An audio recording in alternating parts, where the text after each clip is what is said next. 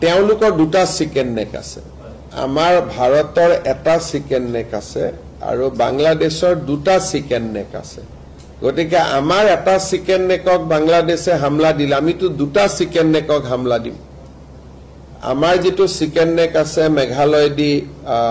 চিটাগং পোৰ্টত হেতু chicken neck আমাৰ chicken নেকতকৈ সৰু ৰিং এটা দলিয়ালে পাই যায় সেইকাৰণে এইবিলাক কোৱা কথা আমিও আমাৰ চিকেন নেকটোৰ কথা কৈ থাকো যাতে বিভিন্ন টানেল আদি বিভিন্ন আঁচনি ভাৰত চৰকাৰৰ পৰা আমি পাব পাৰো কিন্তু চিকেন নেকত হাত দিবৰ কাৰণে ইণ্ডিয়া এখন কিমান শক্তিশালী ৰাষ্ট্ৰ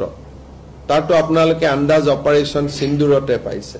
বাকিটো মই নিউক্লিয়াৰ আদিলৈকে যাবই খোজা নাই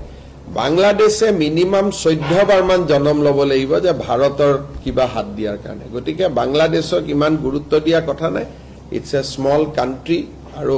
ভাৰতৰ লগত তাৰ তুলনা নহয়